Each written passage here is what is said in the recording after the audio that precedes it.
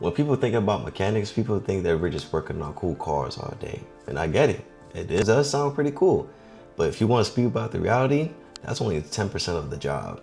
I spent years working as a mechanic, and while I did learn a lot, work on these cars, there's some things that people never really told me about being within this field. Let me tell you the reason why I decided to become a mechanic, and it all just falls back to the love of my passion of cars. How did I know that I started liking cars? I remember being a young kid in the back of the vehicle, and my mother used to just drive us around town, and me and my brother used to just look outside and then point out the cars. We used to be like, yo, that's my car, and we just imagined ourselves having it. I even had a childhood friend who I grew up with. We used to go to the dealership and also look at these cars, sit in them, smell that new car smell that always smells so good when you get a new car, right? And we just imagine ourselves owning this car. We even took photos of those cars, right? Imagining that we'll be able to get these cars one day and own them and live that American dream. Also growing up, I used to see my dad all the time just tinkering on a vehicle. I used to be around him, watching him work on these vehicles. Did I know what was going on? No, not really. But I was the guy that was holding the light, making sure that he was able to see as he was tinkering the vehicle. And I thought that was pretty cool. Then there's a famous movie that we probably all know about, and it's called Fast and Furious. I think now there's like 9 series of it, or 10 now, who knows. I started watching it when it went to space, to be honest with you. When I saw the first movie of the series Fast and Furious, it hyped me up. I think everybody that was young and into cars around that time would be so interested in living that type of lifestyle, racing them and fixing them and just having that lifestyle of being a car guy.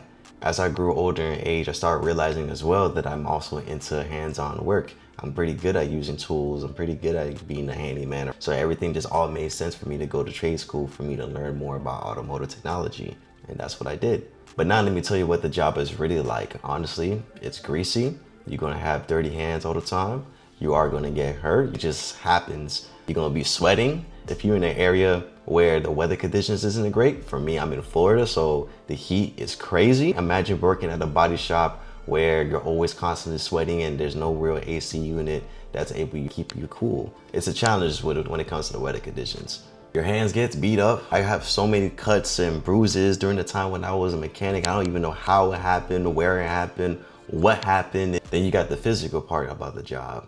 You're gonna have back pains because you're always slouched over the engine, trying to wrench, trying to make sure you're fixing whatever you need to fix. Knees is gonna be on the concrete. You're gonna be standing or laying down or being just in some type of awkward position no matter what vehicle that you're working on. You don't know how many times that I just wanna go back home and just kick it, blast the AC, chill, because my body is physically drained for the hard labor that I've been doing throughout the day. Mind you, it's Monday to Friday or Monday to Saturday, depending how hard you want to grind. Some people, it's just every day you feel that physical pain. Working at the body shops, you look at the other mechanics or techs over there and you see how upset they're looking and how frustrated they are coming into work every day, because they know that it puts a toll in their bodies to do this every single day. You have to be strong mentally and physically for you to be able to continue doing something like this. You also got the pay system. You get paid flat rate, which means if there's no work, you don't get paid. It's either you're making money or you're not making money.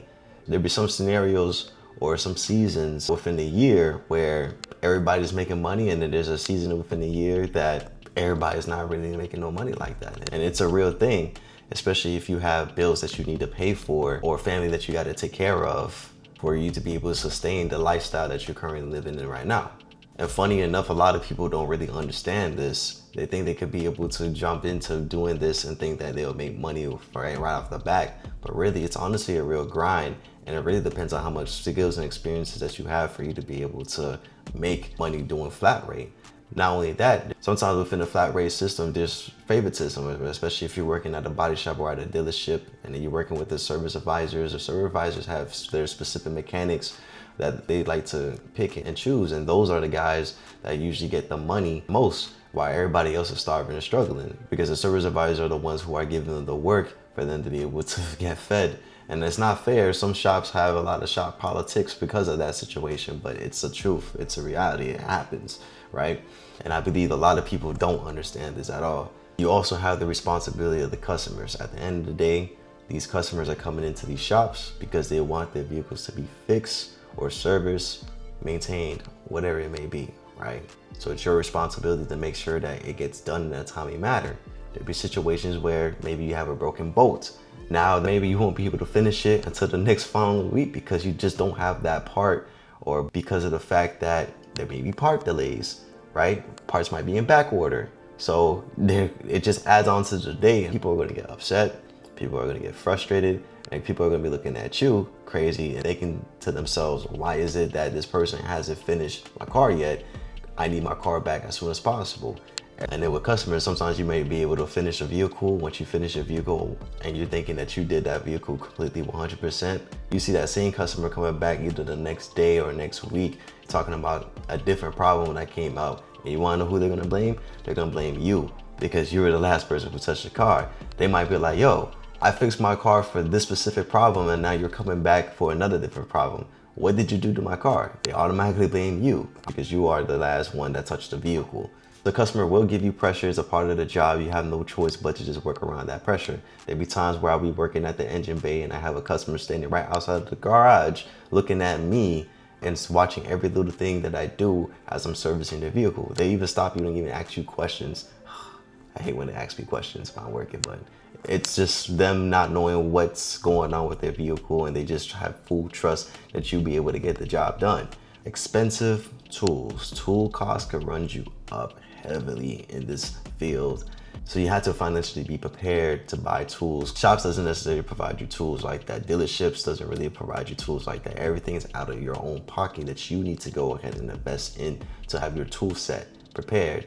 That's going to be toolboxes, your main wrenches, your power tools, your OBD scanners, and then everything else that makes you be able to complete the job in an efficient manner. But nobody really talks about how expensive these tools could really run you. These tools could easily run you close to $2,000 to $3,000. I spoke to multiple technicians working at the dealership and they spent about 20 grand on the toolbox itself. We're not even talking about the tools within the toolbox. We're just talking about the specific toolbox itself, right? And then if now you add the equation of the tools that they are buying to be able to be proficient at the job, that adds up the cost. Right? You do the math on there. Some people, they go to automotive school and they spend just about the same amount of money that you'll buy an expensive ass toolbox for an education for you to be able to learn the theory behind how everything works. You do the math on that. For me personally, I don't use name brand tools. I just use the tools that I know that's gonna get the job done. Because if you asking me, who do you think I am trying to spend about $20,000 on some tools, bro? You got me. I'm just playing. Some of these tools I still have with me to this day. It is an investment and I don't think I'm ever gonna get rid of them because at the end of the day, even though I'm not working as a mechanic, I am still a former mechanic. I can still work on my own cars or my family cars if I still want to. People would tend to steal your tools at the shop. It's bound to happen. And the funny thing is that's gonna be that one tool that you're gonna need for you to be able to complete that job. And if you don't have it, you're stuck. Now here's the things I actually love about being a mechanic. One of them will be just the fact that it's just a learning process. You're learning how all these parts work, how to take them out, how to put it back in.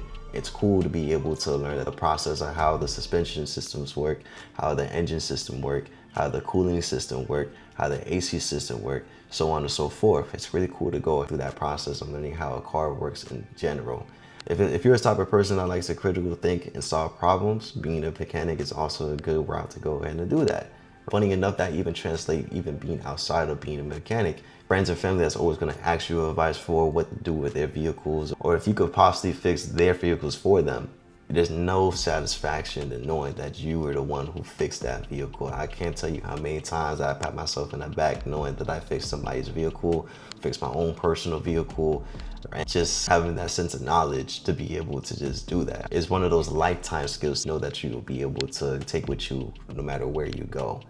I know for a fact that if I'm ever down on my feet and I need to make some money, I'm going to make sure that I grab the tools that I already have and we're going outside knocking on doors and fixing people's cars. Now here's the main reason why I left being a mechanic. It wasn't like I was a bad mechanic or anything like that. I was actually pretty proficient based off of other people telling me. That's other people's words. This is not me boosting myself up or anything like that. Truthfully, yes, you could make a lot of money, but it depends as well as where you're working at, what shop that you're in, and what relationships that you have with those shops for you to be able to make the money that you need to make. But within the slower periods that we're in right now and the economy being a lot more harder than what it is in the last 10 years, People are just trying to find ways to save money as much as possible for them to have to bring the vehicle in. I also wanted more of a work-life balance. Last mechanic job, I was a diesel tech and I was working graveyard shifts. I was getting plenty of overtime at that moment of time, but it was hard for me to have a social life. At the time, I was somewhere where everybody was already sleeping. I wasn't even getting my full 8 hours of sleep either. I was getting burnt out. It made me burnt out, frustrated, and I ultimately got an attitude whenever I meet people. And yes, mechanic attitudes is a thing. Like, you work in the shops, mechanics have attitudes. And I see why mechanics have attitudes. I was one of them. Ultimately, I started thinking about my long-term goals and where I see myself for the next 10 years. And I knew that being a mechanic wasn't it. So that's when I decided to go ahead and make a career transition. I feel like mechanics doesn't really get the respect that they deserve. I wouldn't even change it for anything. I'm happy that I actually got this experience as being a mechanic. If you were to ask me if I regret being a mechanic, the answer is no. It taught me discipline. It taught me how things work. It taught me how to solve problems. It taught me skills that I would have for the rest of my life. But I also knew towards the ending, it wasn't something that I see myself doing for the rest of my life. Now, if being a mechanic is something that you want to do, by all means, go for it. But just know that this is something that you want to do.